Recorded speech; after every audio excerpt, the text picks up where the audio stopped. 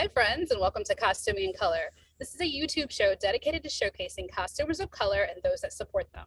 I'm Gigi, a history buff and costumer. I'm Noelle, a costumer who likes to play both sides of the historical and cosplay world. Today, we're interviewing Spencer of Simply Samurai. Welcome to the show, Spencer. Thank you both for having me. We're so excited to have you. Excited to be here. Awesome. Before we get into it, we're going to go over our house rules. The first rule of Costuming in Color is that you tell everyone about costuming in color. Yes, this way, even if you don't have people of color in your local groups, you can get to know some in our global community. The second rule is that kindness matters.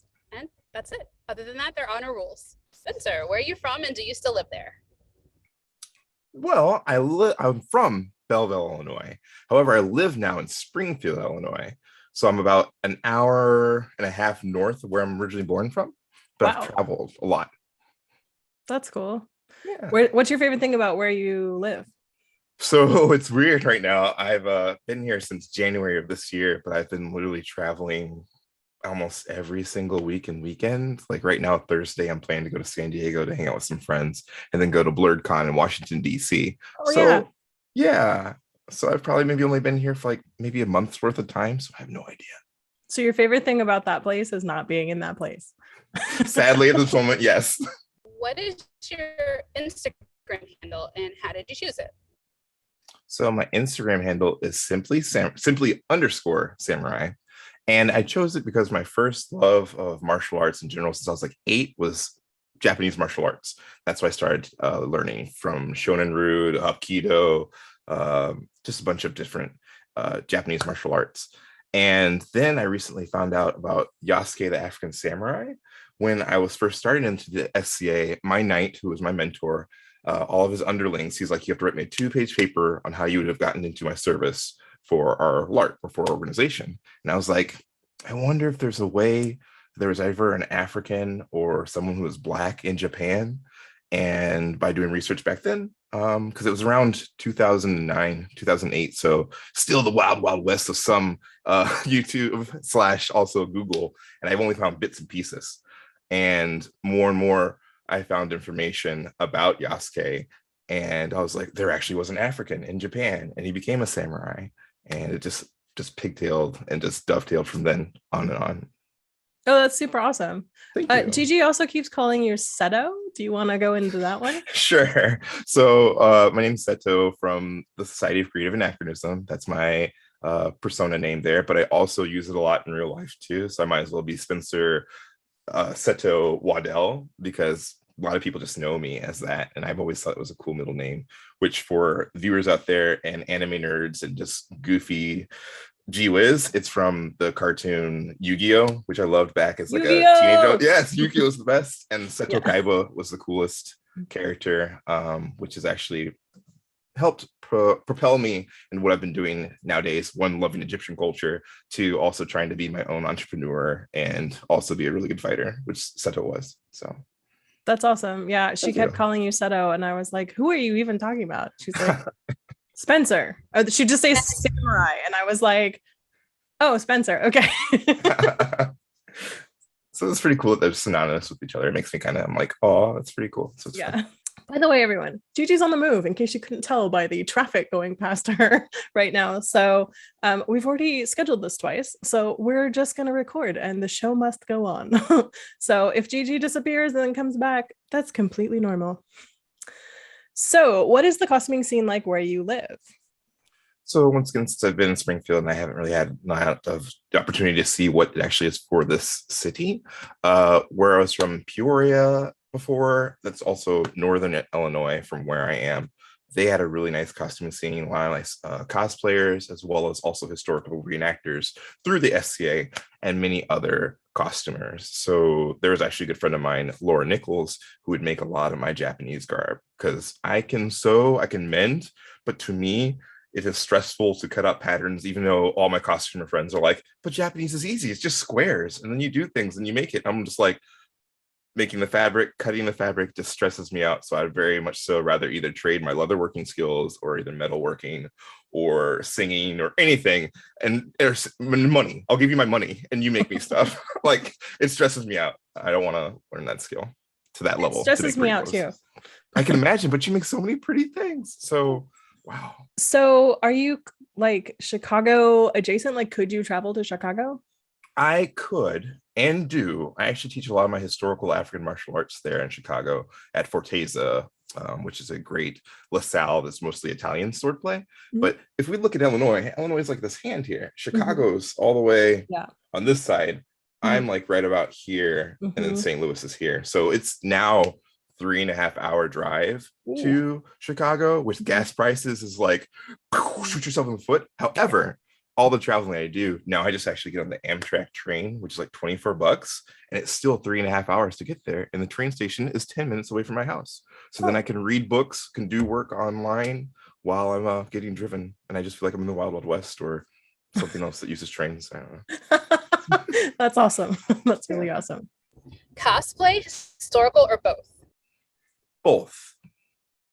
So since you do historical, what time period or place is your favorite?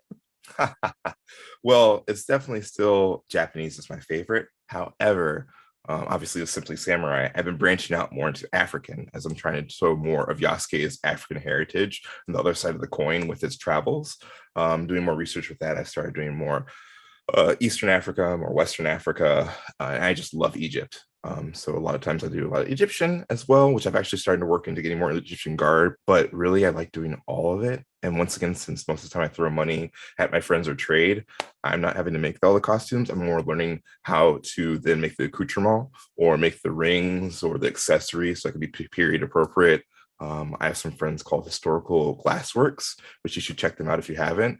They make amazing period glass work from blowing glass. So whenever I get something new, I'm always like, I need a new glass for this. Or I recently started learning how to blow glass. Not very good at it yet. I can just make globs and maybe little baubles. But you name it. I really love Egyptian, Japanese, African, Roman. I have a nice set of German, 14th century / European, Italian. Yeah, I like. Someone say Italian? Yes, someone did say Italian. I love it all. And actually, the segue into it, I got a trip to Greece coming up July 23rd. So I'm actually getting some more Greek garb as well as weapons and everything. That's really cool. I went to Greece on my honeymoon, and it's a delightful place to be. Oh, once again, you have to give me some tips of some places to go. We're going to be doing a lot of reenactment. We're actually doing like the 2500th anniversary of Marathon. So it'll be a lot of camping, but I'm going to try to get out there beforehand and actually do some things. So I'm actually got like the real sandals, they're super sticklers on everything being historic. And have one of the giant shields, the aspices. It's going to be great. But afterwards, I would like to go see some other things. And so to segue into cosplay, when you do cosplay, what kind of characters do you gravitate toward? Oh, that's a great question. So obviously, being a person of color, I like to, you can play whoever you want. And I really say everyone should play whatever they feel comfortable as. Some people gender bend, some people do like specifically female characters, even though they're male. They do specifically female or male characters, even though they're female. Do whatever you want. However, I like to be accurate to what the original creation was. So I then play a lot of Black male characters, even though there's not that many. So when I find them, I try to do them justice to what it is. But I think it's just fun to really, I don't know, pretend to be that character. And with me and my build, I try to play some of the bigger ones. So then you see the kids, I really like making the kids really believe. They look like, oh, that looks like that character. And you're like, you say into that character and you're like, yes, it is. Like, how may I help you? And the kids are like, can I get a picture? And it's just fun. So I most of the time stay to more Black male characters. However, Superman was always one of my favorite characters growing up as a kid, and it's more about what he stood for. So I still would like to do a Superman cosplay sometime. Oh, that's awesome. Yeah, it'd be fun. Your Luke Cage is legit. Thank you. I thought about that. I was like, I need to do more Luke Cage stuff and like more Luke Cage mannerisms. I saw this one guy who's a brilliant, amazing Doctor Strange. He's like a Strange lookalike. That's his whole Instagram feed, and he gets paid to do it because he's like a Doctor Strange lookalike. I'm like, I need to tap into that. I need to do my Luke Cage. Like when I cut that and do a Luke Cage lookalike and just be just that kind of stuff, you know? Yeah. How did you start in costuming? I first started in costuming thanks to my mom. Growing up as a kid, once she taught me how to sew, which I thought was always really fun, even though I don't enjoy like the big big projects, it was still fun to make my own little pouch, make my own little bag. And then as Halloween would come around, I'm like, I want to be this and I want to be that. She's like, well, you can help me make your costume. So I'd work on that. I remember having my first costume. I wanted to be Peter Pan. And so we have like the green leotards, like the green little tunic. They make the hat, a little feather. And I go out there and they're like, oh, look, it's Robin Hood. And I'm like, I'm Peter Pan. I got a little sword. I don't have a bow. And then I came back as Robin Hood. So I went out as Peter Pan, came back Robin Hood. It's whatever. I'm kind of subjective. But my mom helped me get it started. And I just loved it. She made like a Ninja Turtle costume for me and Power Ranger stuff. It was just so much fun. I mean, they do kind of look alike. And also the Fox Robin Hood is hot.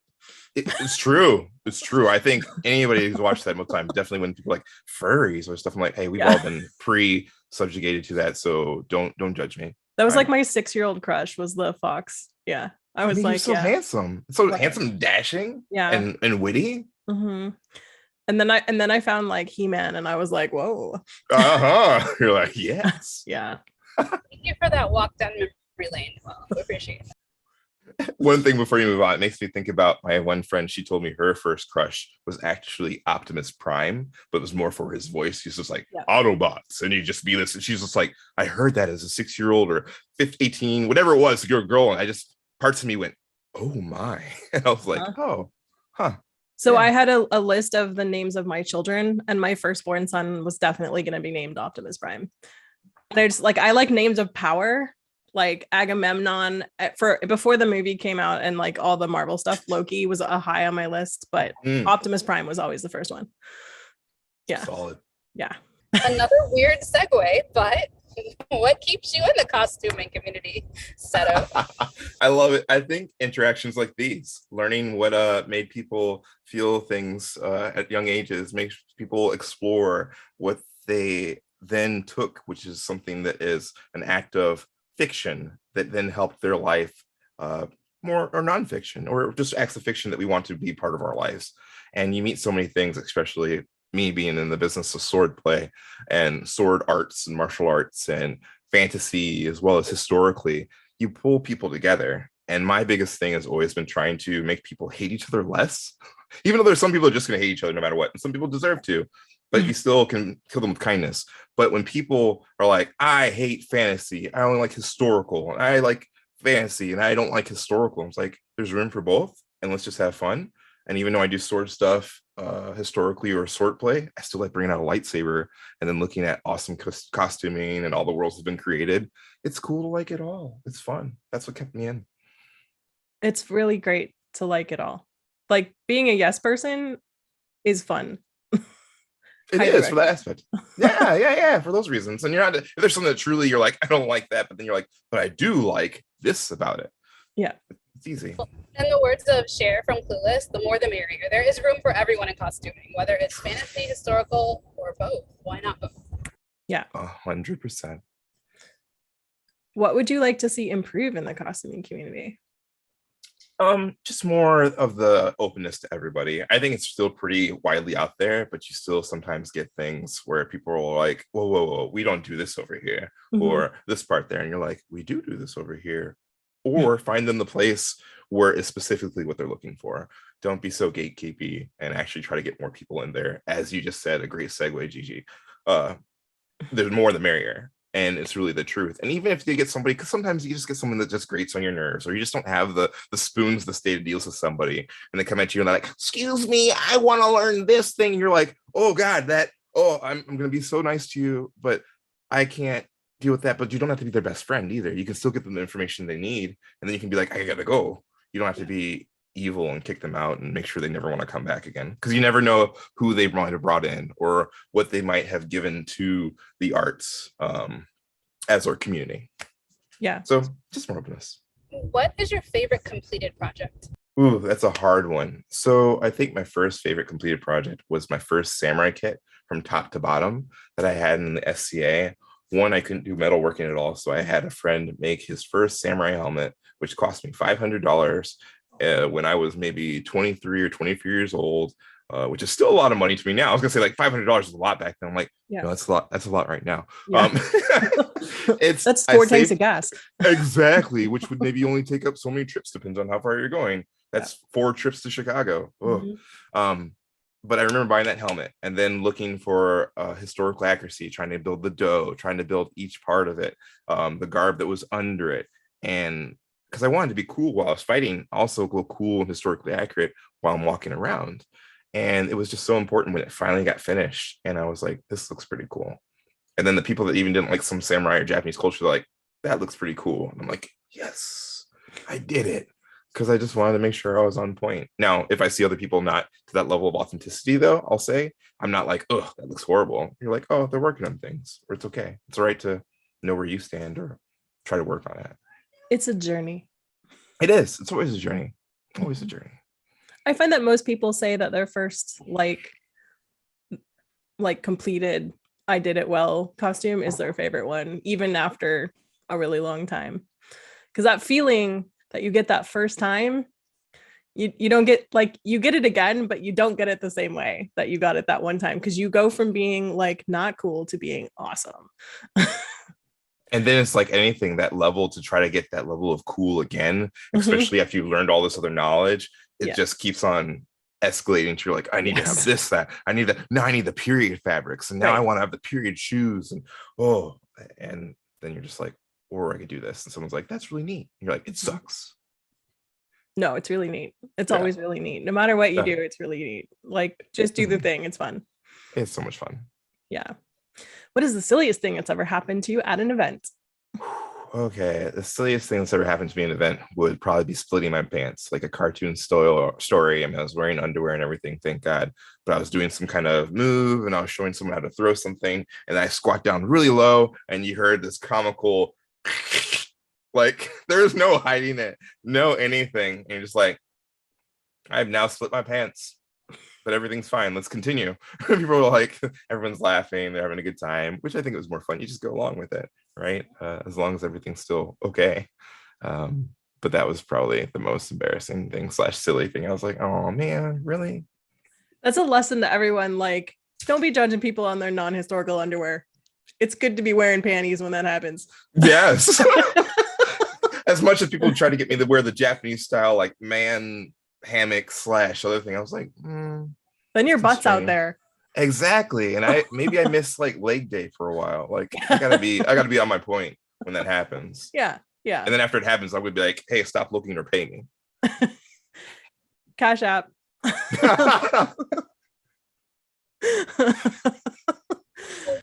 Did we ask you if besides Instagram, do you have like a Patreon or anything else going on that we can link to? I do have a Patreon. Well, the Wandering Sword Project. If you look, that's my non-for-profit. As I look at this, trying to right up here. I know it's backwards, so everyone will be like, "What? It's weird." No, it's straight for us. Oh, good, perfect. The Wandering Sword Project is a non-for-profit that myself and my friends made, where it's all about trying to literally find sword stuff for everybody, right? Be it lightsabers, foam, SCA, steel. It's all about sharing that passion. So if you guys feel so inclined, check it out. There's also different tiers. We're working on revamping it as well. But you can check the Wandering Sword Project on Patreon, and you'll see our nice little logo. Thank you for that segue. We will link that down below for you. Awesome. And can you think of any sentimental or nostalgic memory you have from costuming? Yeah, I can really think about some really nice sentimental. I used to go to Anime Central, which is ASIN in Chicago, all the time from like the age of 18 all the way up to maybe 25 when I started doing the SCA all the time.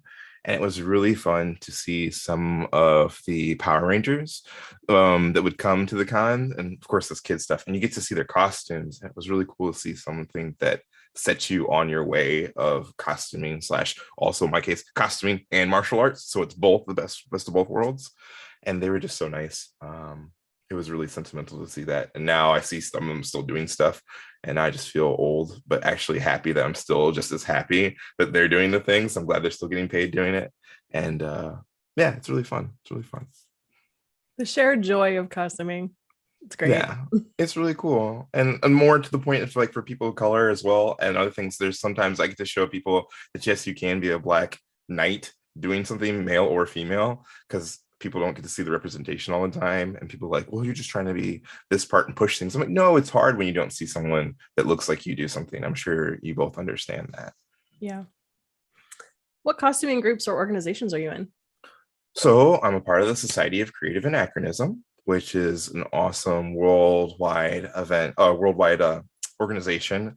Most of the people are good. Every now and then, some pockets, you get some people that are grumpy and stuck in their ways, but you give it a chance and you'll find a group or just find some people that you enjoy. I also am a part of the Cosplayers of Color, which is another group on Instagram, as well as there's also a cosplay group for Chicago, Cosplays of Color.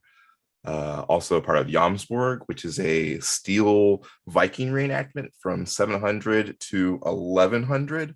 They're very sticklers, but in a great way about all their garb. They have some of the most immersive events I've ever had before in the pandemic. Before the pandemic, I went to an event they called Ravensborg, and it's in southern Missouri, and they actually have a permanent structure long haul there, Viking long haul, and they have like a cobblestone thing leading up to it. They still allow for people to have non-period tents like in the back parts if you need it, but everything that's on the front of the road or can be seen from a certain part has to be all historically accurate.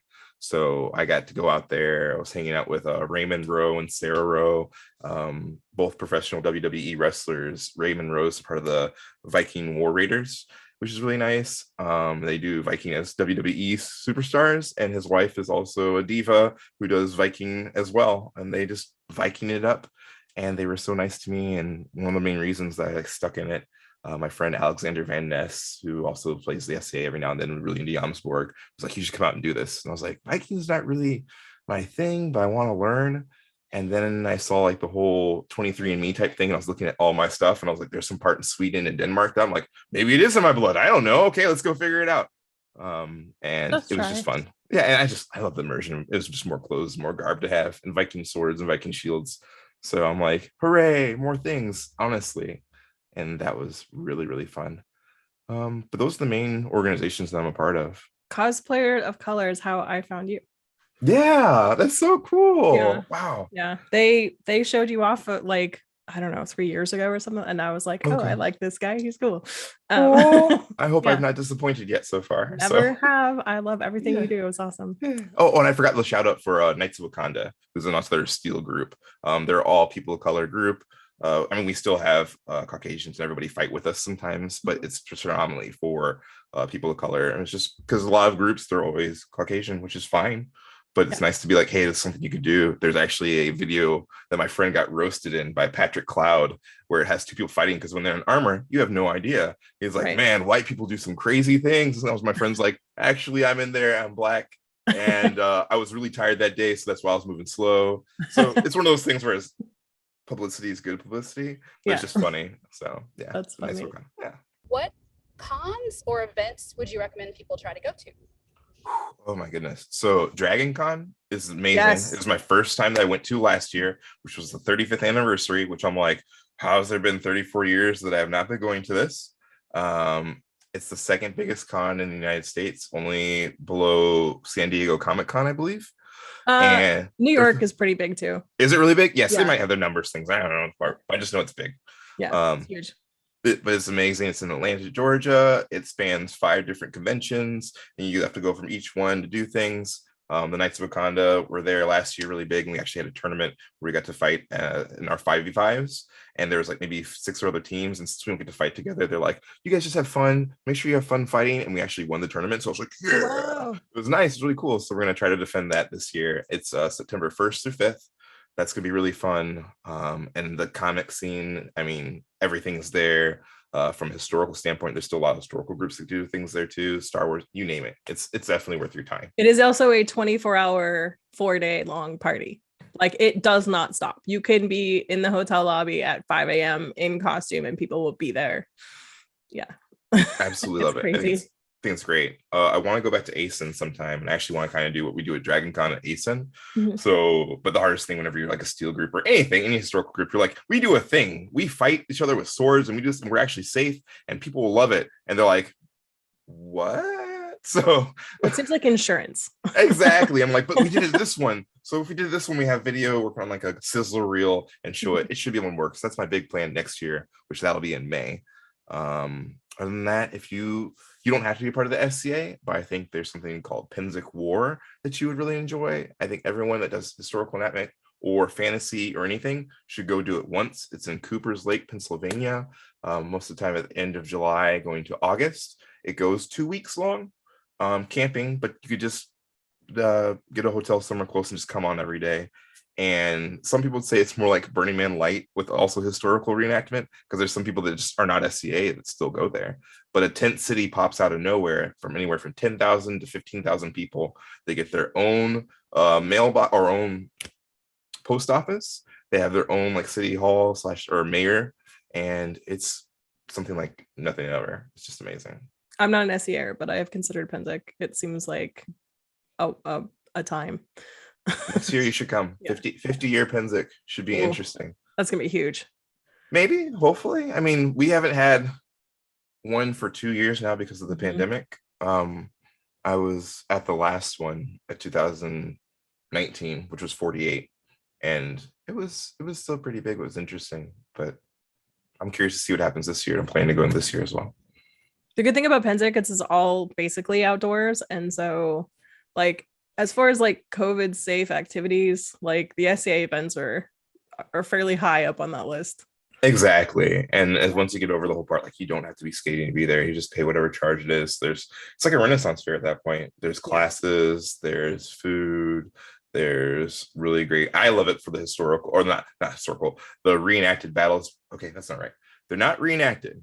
They are whatever kind of scenarios we come up with, but the battles get as much as anywhere from 500 on 500 on each side, and then we fight in a organized manner, and it's nothing like it. Like you get in fights where from a historical standpoint, when I've been in charge of groups for other training, like we would be like, forward, get ready, forward, and you have them marching, and you have some new people come and they're about to hit the other flank, and you're like, charge, and people will freeze. They literally freeze. So from a historical standpoint, when people are like, oh, I think it would have been easy when we're fighting and stuff, I'm like, they're not even going to die for real. Like you're going to get to res and come back, everything, and they still freeze. So you can only imagine when arrows are coming through the air, this stuff. I'm like, this is actually historically helpful, even though a lot of historical groups are like, that's stupid, or they're like that's not real. I'm like, that's actually really good research from an anthropological standpoint. Yeah, I wonder if that's just because people finally go, oh wait, I could get hurt. Maybe. I think so too. And is there something about trying to teach a person how to hit someone, even though they're in armor and everything else is not gonna hurt? Some people, most of the time, they're just like, and you're like, no, they're in armor. You can hit them a lot harder. So doing that, and now you're like, I want you to charge them and potentially push them over. Some people are just like, pretend you're playing football. Go. Exactly. Or they took a piece of cake that you like, or they took your favorite food or favorite toy, anything, whatever psychological we have to be there. Like get them. Yeah. But actually, to turn this on you, what other cons would you suggest that I should go to? Either of you, or groups, or anything. There was one that Pecco talked about that's in Canada. Oh yeah. That is for people who do earlier periods, so like the Norse era, and I can't remember what he said it was called, but he made me want to go when he talked about it. So yeah, I will actually get that to you, Seto. Please. Yeah, I mean, Dragon Con's always my big seller. I also am I started going to cons by going to Comic-Con first, so all cons look small after that. I can imagine. It's Comic-Con's become like line con, basically. Like there's just like a lot of lines that you have to stand in, which kind of like takes the joy out of it. I'm a big fan of like weirdly like smaller cons, like even ones your like library puts on and stuff. Like those can be really fun, and also you get to see and influence little kids and like show them that this is a thing you can do. Like adults play dress up too, and like don't give that up. Like do not listen to anyone who's going to tell you to stop playing dress up. Keep playing dress up. And when you get bigger, you get cooler dress up. Exactly. Yeah, so I like little cons a lot now because I've been to so many big ones that I'm like sort of exhausted by them. Like they take a lot of energy out of you. They give you a lot of energy, but they do take a lot out of you. They sure can. So who is your costumer crush? Actually, and I didn't know, when I knew Gigi was telling me about this, I was like, costuming drama does amazing work. Aww. And she's amazing. And like when you first reached out to me, you're like, oh, that's really cool what you're doing. And then I was like, could you help me with somebody doing this? You're like, no, I can't, but I know someone who can. That just made me so happy. Oh, Like, great. oh, I'm like, I and don't have an embroidery machine, but I know people. exactly. And that's some of the coolest thing, because people's time is what's really important, because Yeah. you get asked so many things online, and sometimes you just don't have time to. So you decide when you are able to help. And is it pronounced Erica Alamode, I believe, Mhm. for her Yeah, Instagram. like ice cream, all That's emotion. what I thought. I was like, oh, perfect. Yeah. Delicious. She's amazing, does really great work. Yeah. And she's planning to help me with the project, as we talked about before, which I just didn't have the dinero or the ducats at this moment. But I Yeah. can't wait to have that process finished for a period accurate Mamluk African uh, kit, which I want it to a level to where actually I can put it in my book that I'm writing about the Mamluk. So I'm doing this as a historical like pretense, like this is me in the garb doing this, and then also here's a picture of it, here's what it's based upon, which That actually need will to look also up make that grants. tax deductible. Exactly, thank you. Tax deductible, and I need to look at grants, because there might be some grants for Oh yeah. historically. I would love to talk to you about that, Yeah, because I'm not gonna lie, it's a costly project, but it it's is. well worth it. Yeah. Yeah. And then last one, Tetra Phoenix. He's really great at making a lot of different cosplays. He's actually working on one for me right now that hopefully I'll have for the time of Dragon Con, which is a Naruto character, the Raikage, another iconic black cosplay. So I was like, I've always wanted this for like 13 years. I just never had the time to put together to how to figure it out. He does them really well. And I was like, would you make this? I showed it. He's like, yeah, I think we can. I was like, sweet. Yeah. Here's the money. Go. Yeah. So it's actually getting done. He's showing me progress pics and everything. I'm just like, this is so cool. I actually need to get the cloth parts of it, but that'll be easier to find. What are your crushes? Because I know I have other people to follow. Like costumers of color, Cutie Pie Sensei every day. Like, Oh yeah. she's so good at what she does. And like, yeah, like half the time she's in an outfit that is somewhat revealing. Mhm. And a lot of people have a lot of negative things to say about that. But like, actually, no, it's somewhat harder to actually make your costume if you have less stuff to worry about. Like, yes, there is like really extravagant layered costumes that like take a lot of effort, but making yourself look like a character without too much stuff on is actually like really difficult. And she's so good at it, and she's so creative, and like she started her own swimwear line recently, so like testify to her, like she's great.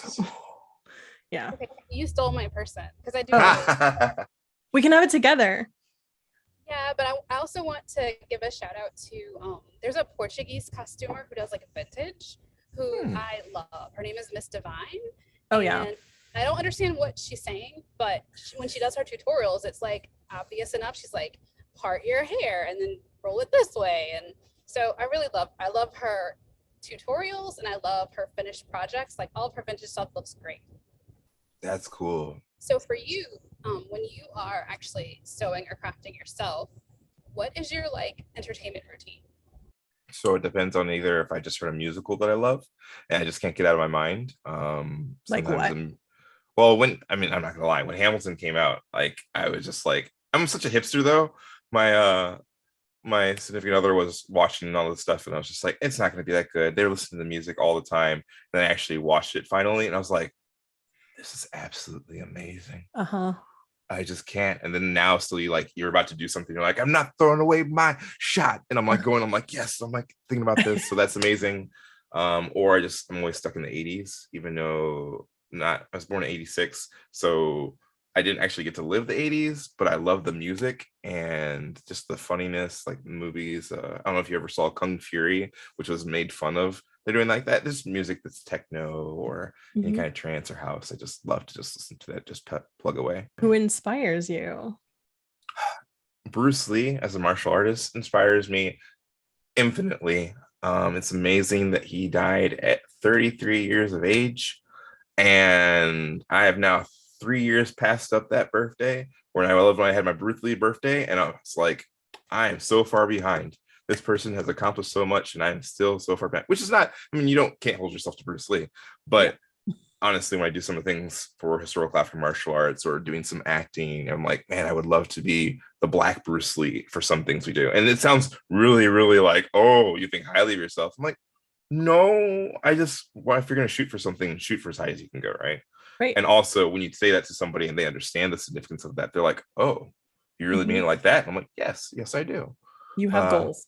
Exactly. And then just my father, just being an awesome father figure, but also taking me down a peg when I'm like, I'm the best at this right now. Then be like, no, you're not. And I'd be like, oh, that hurts. You're right. You're right.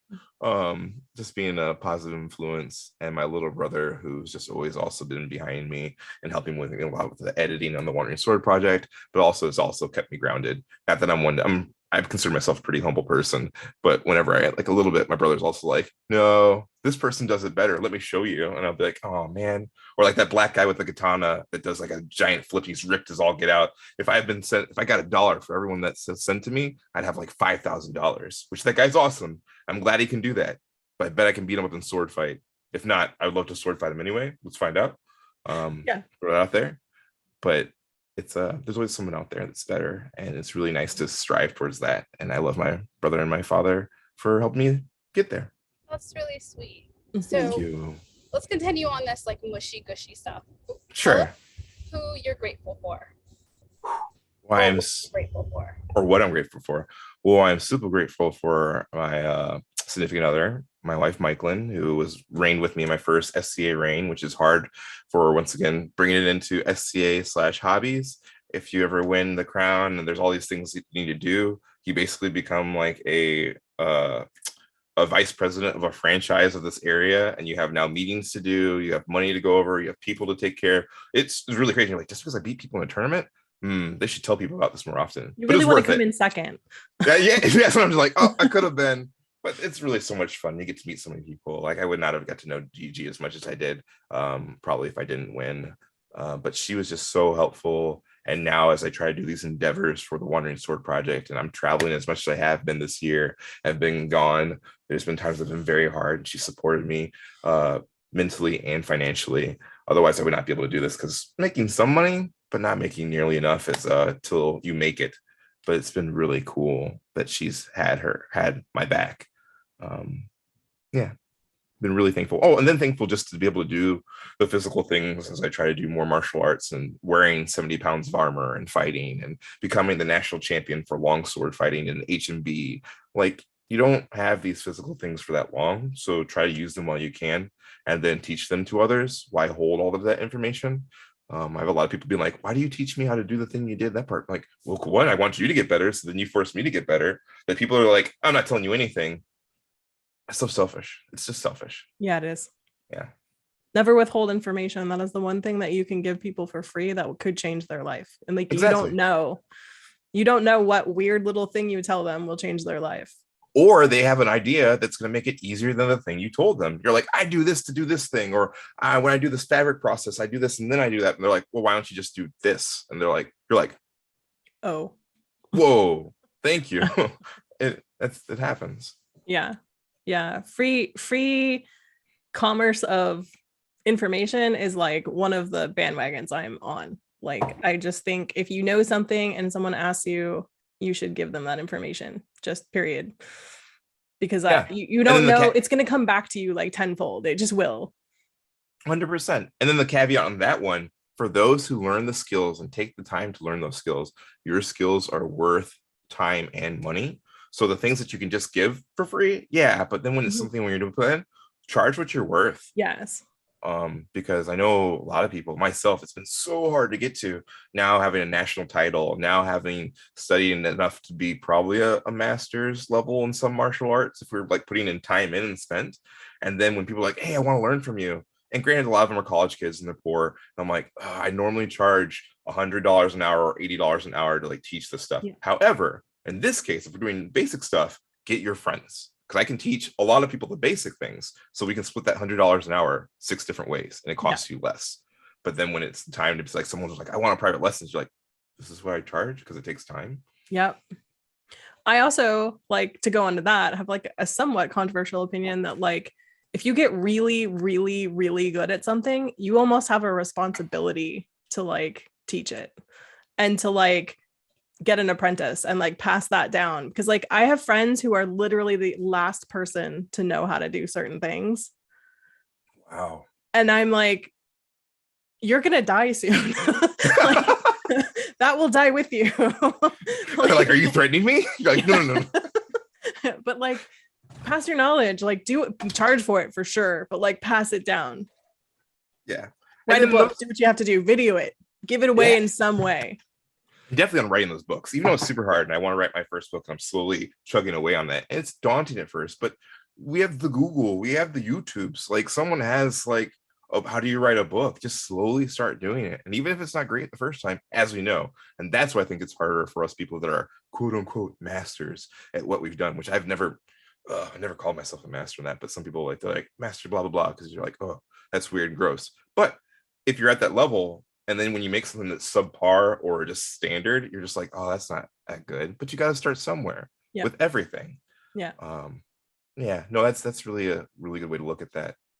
And also just remember, like, if you are going to write a book or do a video or whatever, like to try to like at least get that information out there, or you're going to, sell your time in other ways.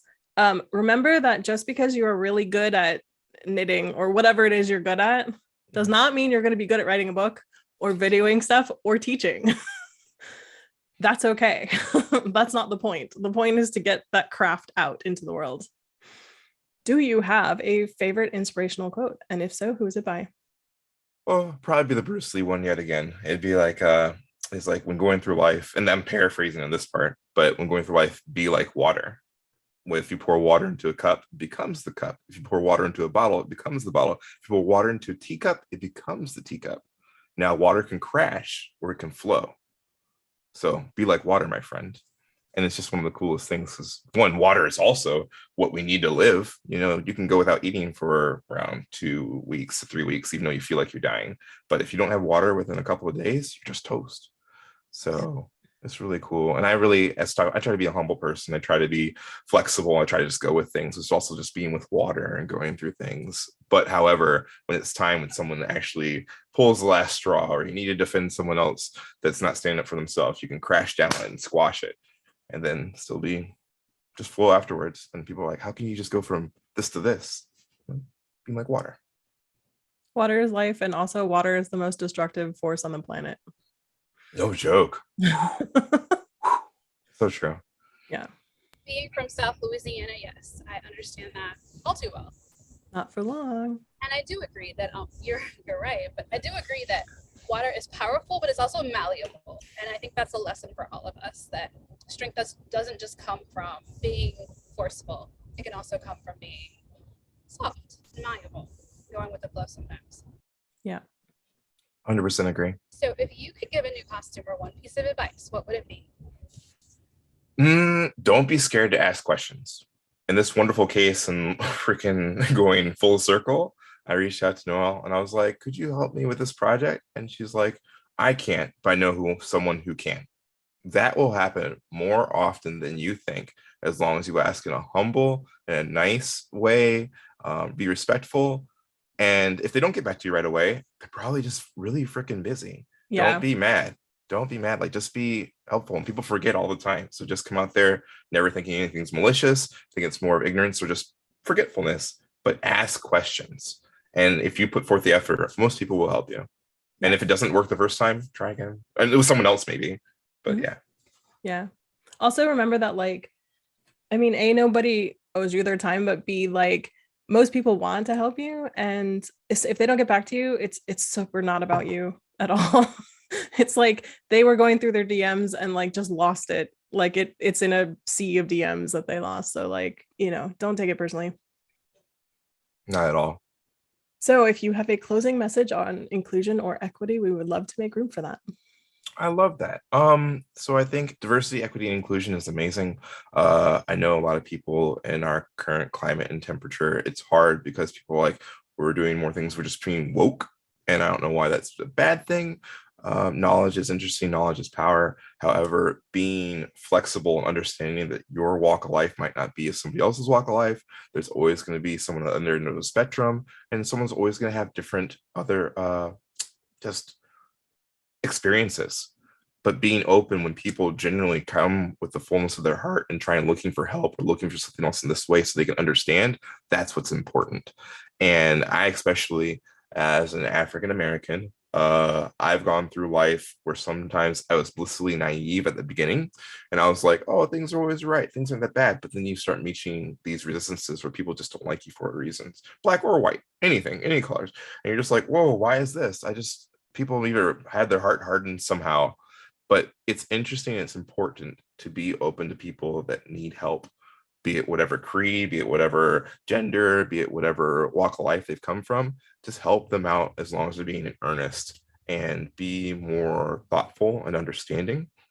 That also too, and other people in all groups that feel marginalized, and they're saying, yes, there are some people that use that as a not a shield and more of a sword. They're like, oh, I'm being marginalized, but people are going to abuse things all the time. That's what humans do. Humans abuse loopholes. But it's really nice to feel included and feel like you have a space and a place. So when people feel like they're carving out their little niche or something, there's enough pie for everybody in most things. So stop putting down people whenever there's a chance to lift them up. And if you feel like you can't lift them up, just leave them alone. Don't go out of your way to squash them unless they're spitting out hate or other things. But then if you need that kind of, let's say, if you feel like someone's spewing out hate, go to someone you trust, and then sometimes go to someone that you don't care about or you don't necessarily trust that's maybe butts heads with you, and ask those questions. And if you can find some common ground at that point, then you're like, okay, maybe this does need addressing. But be quicker to ask more questions opposed to condemning people as well. So I know that's a lot, but that's how I feel. Thank you for that message. It was really great talking to you today, Spencer. I think you probably have been one of the easiest people to talk to. I don't know whether it's because you're already, used to doing social media stuff, but I feel like you brought a lot to this interview and you gave us a lot to think about. And I have homework now. I have to get you links for stuff I told you I would get you. So thank you for being on the show today.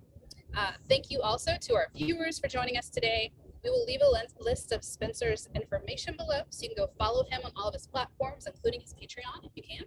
Please do give this video a thumbs up if you liked it, subscribe if you haven't, and if you have a costumer of color that you think we should interview, even if that's you, use the form that we insert in the description box below. And make sure to leave a little love in the comments below for Spencer, because I'm sure he's going to be peeking at them and he would love to see some positivity from you all. Stay safe out there, and I hope you all have a great day. Bye, guys. Thank you. Bye.